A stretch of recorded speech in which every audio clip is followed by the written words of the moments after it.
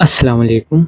Welcome to my YouTube channel. तो कैसे हैं आप सब? आज की इस वीडियो में हम बात करेंगे CS401 के topic number mean lecture number 2 और टॉपिक नंबर 1.4 से 1.7 तक इस वीडियो में हम कवर करेंगे।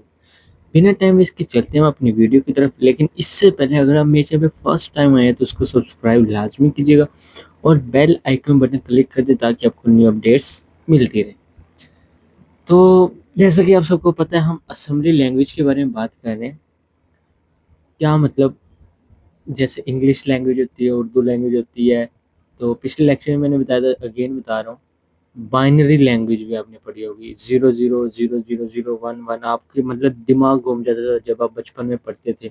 हम बचपन ही हो गया ना, 9 10 में। तो मतलब कि 5 क्लास आई थिंक शुरू हो जाता है। बाइनरी नंबर दो होते हैं, 0 और 1। ठीक है। तो इसी तरह अब हम उनको कन्वर्ट करके बाइनरी से हम आ रहे हैं आहिस्ता आहिस्ता असेंबली लैंग्वेज में। असेंबली लैंग्वेज अब क्या होता है वो सब कुछ मैं आपको बता चुका हूँ। आज के हम टॉपिक में कवर करेंगे 1.4 से 1.7। तो हम अपने टॉपिक को स्टार्ट करते हैं। आज के इसमें लेक्चर में बात कर रहे हैं कि technical technical I A P x. पहले तो इसका मतलब पता होना चाहिए। Intel advance process extensions 88। इसका पूरा नाम ये है। ये इम्पोर्टेंट एमसीक्यूज भी है, शॉर्ट में भी आ सकते हैं, तो अच्छे से याद करना। ये था क्या, क्यों बनाया है क्या चीज़? It was a very successful process called 8088 was used is very first IBM PC machine. मतलब कि ये प्रोसेस सक्सेसफुल प्रोसेस था और ये यूज़ किया गया था एक IBM PC मशीन में। ठीक है। जो कि हमारे डिस्कशन को रिजोल्व करता था। First half course is, second half will be IAPX।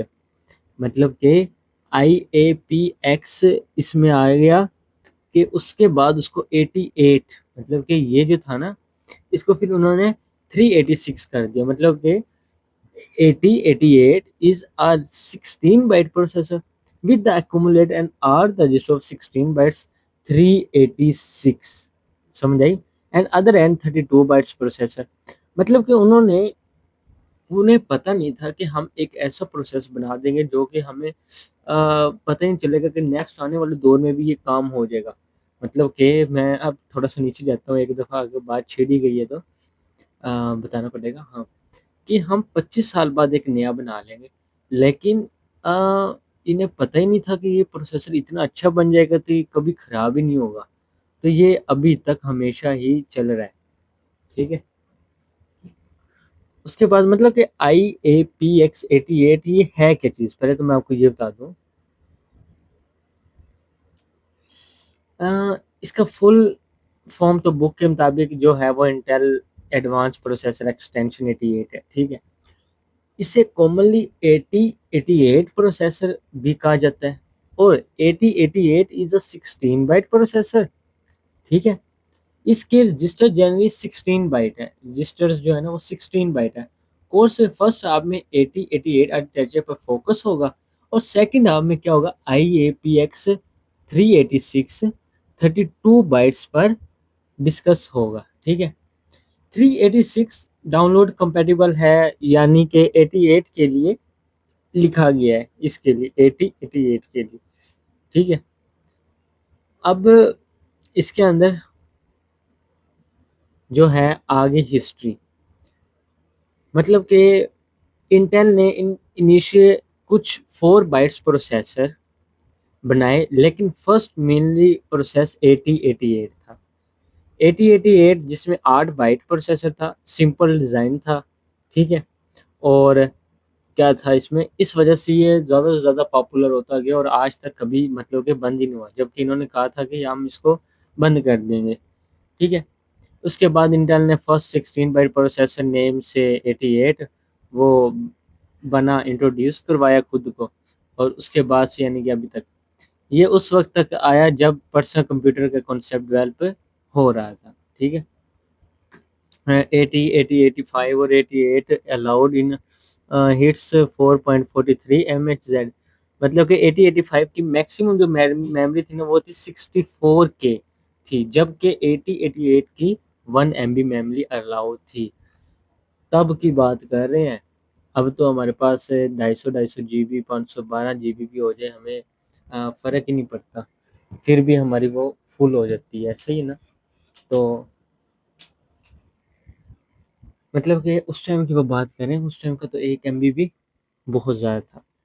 अब उसके बाद IBM PC की सक्सेस जो थी वो यही, उसके बाद इसमें 25 ईयर मतलब कि इसको लगे। अब जो है ना ये नेक्स्ट, इस पे आपने अच्छे से फोकस करना है, बहुत ही इम्पोर्टेंट है ये, बहुत। 14 रजिस्टर, 4 4 2 8 4 3 12 और 2 14। क्या था? CS कोड, डेटा और स्टैक और ई एक्स्ट्रा, ठीक है। मतलब ये थे SP stack pointer, BP base pointer, SI source index, DI and D destination index, IP instruction point था और फ्लैग्स थे, ठीक है। मतलब कि आपको समझ तो नहीं आई होगी, मैं आपको एक चीज से समझाता हूँ।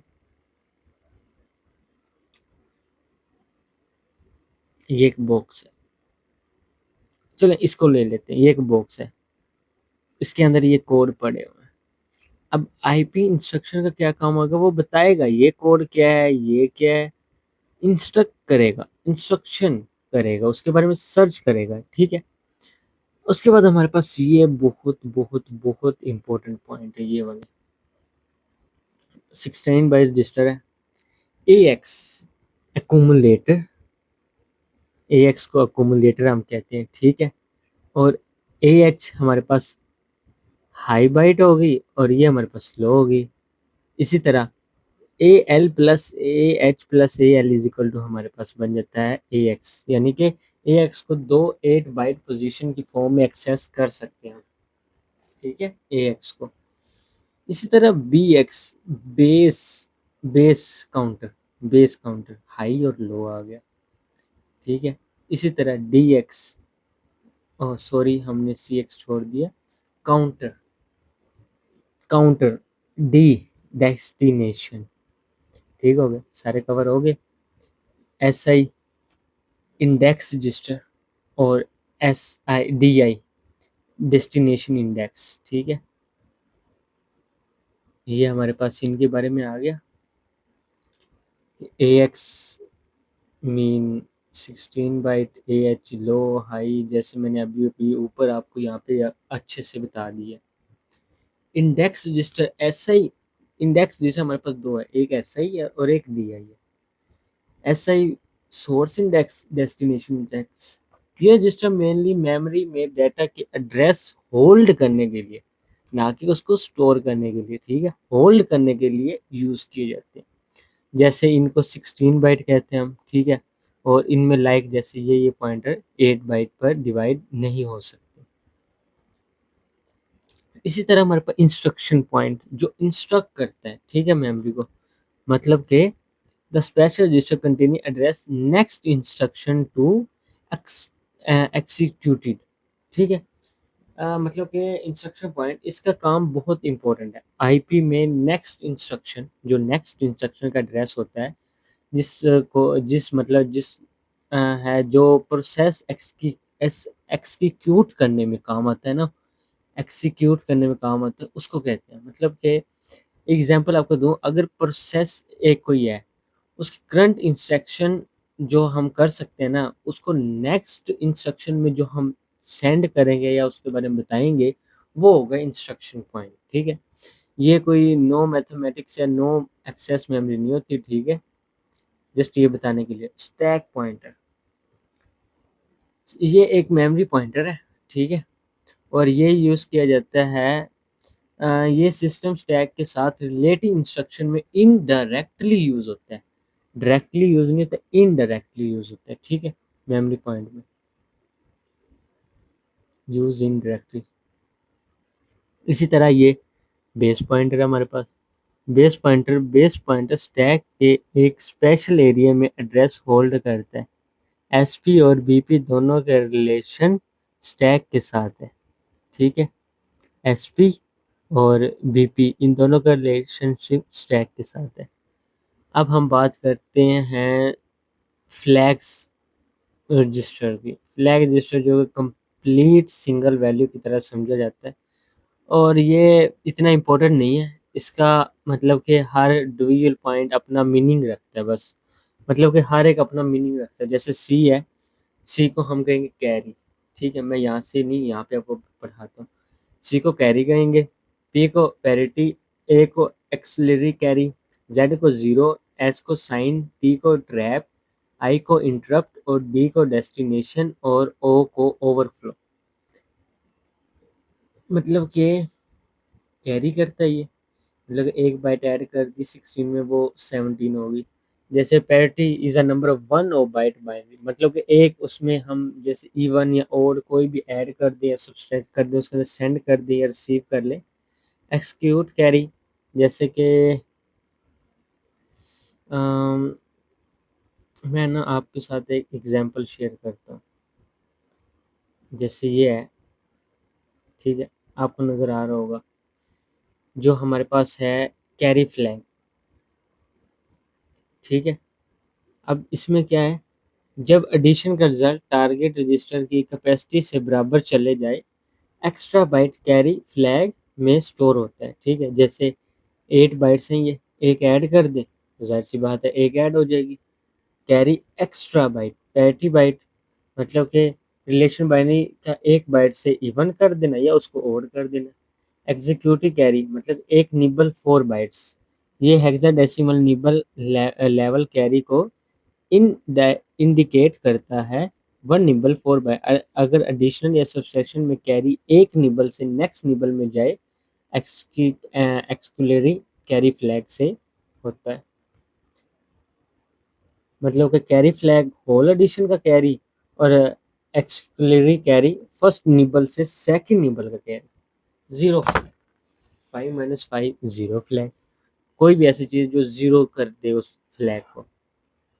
साइन फ्लैग, जैसे कि साइन नंबर ऑफ कंप्यूटर में टू कंप्लीमेंट फॉर्म में रिप्रेजेंट होते हैं।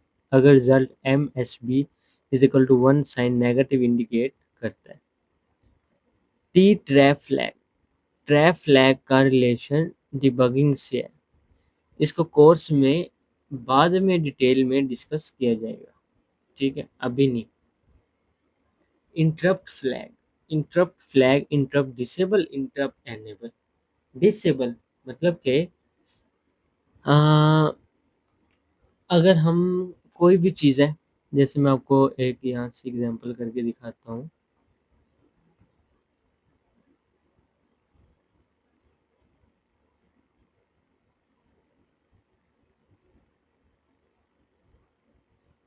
कहाँ पे गया,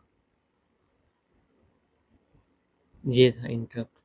अगर कोई वैल्यू जीरो से, नहीं, कोई वैल्यू अगर ऐसे डाउन आ रही हो और कोई वैल्यू ऐसे अप जा रही हो, तो इसको हम कहेंगे ये अप से डाउन आ रही है, मतलब 1 से 0 की तरफ आ रही है। ये 0 से ऊपर जा रही है 1 की तरफ। तो इसी तरह हम इसको इंटरप्ट फ्लैग को 0 और 1 से हमने बताया था। डायरेक्ट फ्लैग, डायरेक्ट फ्लैग मतलब कि मतलब कि बॉटम से टॉप या टॉप से बॉटम हो गया। सॉरी, ये इसकी एग्जाम्पल थी, मैंने उसको दे दी। ओवरफ्लो फ्लैग, मतलब कि ऐसा फ्लैग जिसके अंदर ऐसे रजिस्टर हाई, हम हाई रजिस्टर दे दें और फिर वो कहेगा नहीं नहीं भाई ओवर, वो अलार्म बज पड़ेगा, कहेगा भाई मुझ में ओवरफ्लो हो गया, ओवरफ्लो फ्लैग ऐड कर दिए गए। जैसे कि अब ओवरफ्लो 11 ना हम यहाँ पे अगर लिख दें ओ, तो वो कहेगा भाई ओवरफ्लो हो गया, ओवरफ्लो। ठीक है, समझ आ गई होगी आई थिंक आपको। Next, segment C S D S E S, C S code segment, data segment, stack segment, extra segment. ये हम डिटेल में बाद में डिस्कस करेंगे, आगे इनका बहुत ज़्यादा आएगा। आवर फर्स्ट प्रोग्राम हम रन करते हैं आज से, असेंबली लैंग्वेज का फर्स्ट प्रोग्राम स्टार्ट होता है आज से हमारा। भाई वो कह रहे हैं कि हमने फॉर एग्जाम्पल एक हमारे पास प्रोग्राम है जिसमें हमारे पास है AX, जिसको हम कह रहे हैं 5, और BX हमारे पास है 10। वो कह रहे हैं कि भाई हम AX को मूव करें BX में और ऐड करना है BX को AX में। अगर हम इन दोनों को ऐड कर दें तो जाहिर सी बात है 15 आ जाएगा। ठीक है, 15 आ गया। अब वो क्या कह रहे हैं, वो कह रहे हैं मूव करो 15 को, मूव करो BX में, मतलब कि ऐड कर दो BX से AX को। AX हमारे पास 15 आ गया और BX हमारे पास 15 है। अगर हम दोनों को वो कर दें प्लस तो ये हमारे पास बन जाएगा 30। अंडरस्टैंड? तो 5 + 10 + 15 इज इक्वल टू 30। ऐड भी कर दिया, मूव भी कर दिया, ये इसका प्रोसेस है। ठीक है, यहाँ पे वो बात करें असेंबली लैंग्वेज वर्जन, मतलब कि जैसे हमारे पास हम किसी चीज़ को मूव करेंगे, मूव लिखते हैं।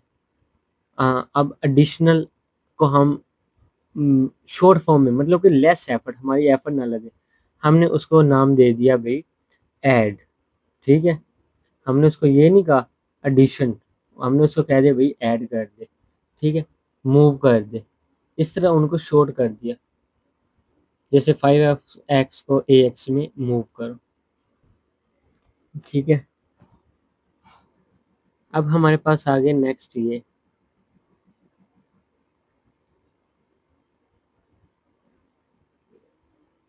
अब ये जो है ना, ये बहुत मुश्किल है थोड़ा सा, बट आपने ना इसको समझना है। एग्जाम्पल है, ये हमने कर लिया BX, ये हो गया 10x हो गया। उन्होंने इसके वैल्यू को ये नाम दे दिया। अब आप कहेंगे भाई ये असेंबली लैंग्वेज में हम कैसे करें। सबसे पहले तो आपको ये एक वैल्यू लाजमी याद करनी है, 0x0100। बाकी तो ये हम कर ही चुके हैं, ये इसकी वैल्यू इसकी। ये अभी मैं आपको समझाऊंगा ना, आपको समझ आ जाएगी। Assembly linker and debugger. अब ये एक हमारे पास आ गया, फॉर एग्जांपल कोई चीज़ आ गई जिसे हमने अब असेंबली लैंग्वेज को आसान करना है। अगर ये आपको समझ आ गया तो ठीक है, वरना बहुत मुश्किल हो जाएगा आपके पास। नेक्स्ट फर्स्ट है, जिसमें उन्होंने कहा कि भाई B80 500। आपने इसको नहीं देखना, आपने सिर्फ इस चीज़ को देखना, इस चीज़ को। ठीक है, हम 5 को, मैंने अभी आपको बताया ना, आपने इसको याद रखना है, इसको याद रखना है 0x0100। ये वैल्यू आपको याद करनी पड़ेगी, ये पेपर में नहीं आएगी, ये आपको खुद रट्टा लगा लें, जो मर्जी कर लें, बाइनरी ओ सॉरी असेंबली लैंग्वेज याद कर लें 0x0100। बात क्या हो रही है 5 की, 1 कहाँ पे था, यहाँ पे 0100। ये बाद की बात है, B8 याद करना, B याद करना, ये बाद की बात है। उन्होंने क्या कहा 5, यहाँ पे 5 को रिप्लेस कर दो, वैल्यू बन गई। अब लोग इसको 0500 नहीं पढ़ना, ये अलग अलग वैल्यू 0500। नेक्स्ट वैल्यू उन्होंने ऐड किया, इसके अंदर A लिख दो, मतलब 3, उसके बाद उनकी वैल्यू होगी 6, 6 के बाद इनकी वैल्यू होगी 4। ठीक है, आपको ये समझ लगी 0500। ठीक है, मतलब कि 5 इसके अंदर कांस्टेंट था 0500। अब लोग कह रहे हैं कि भाई हम बाइनरी में इसको लिखेंगे 0050005। भाई ये आसान है, ये हमें याद हो गया। हमें ये नहीं याद हो रहा ये कैसे आएगा, ऐसी है, ये हमें नहीं याद हो रहा। हमें कोई भी कहेगा ना कांस्टेंट है 5, तो हम ऐसे करके वैल्यू हमें याद हो सकती है, हमें ये वाली नहीं होगी। भाई मैं आपको बताता हूँ अब करना क्या है। आप ये एक वैल्यू लिख लें, ये सबसे हाईएस्ट पॉइंट है, ये सबसे लोएस्ट है। ठीक है, दो दो बाइनरी बना लें इनकी। ठीक है, दो दो अलग अलग कर लें, ये फर्स्ट से सेकंड। ये हाईएस्ट है, ये लोएस्ट है। हम लोएस्ट को पहले लिख लेते हैं, ठीक है, हाईएस्ट को बाद में लिख लेते हैं। बन गया, कॉन्सेप्ट समझ आया मेरा। इसी तरह ये है 0 0 0 A, उसको पीछे कर ले, 0 x 10। इसी तरह ये आप सारा याद कर सकते हैं, ठीक है। 0 100 और 0 0 0 0 1, 0 100, इस तरह आप लिख लें। आई थिंक आपको कंप्लीट समझ आ गई होगी। नेक्स्ट थोड़ा सा और ब्रीफली बताऊंगा, आपको और अच्छे समझ आ जाएगी। इसी के साथ मिलते हैं हम नेक्स्ट वीडियो में। टेक केयर, अल्लाह हाफिज़।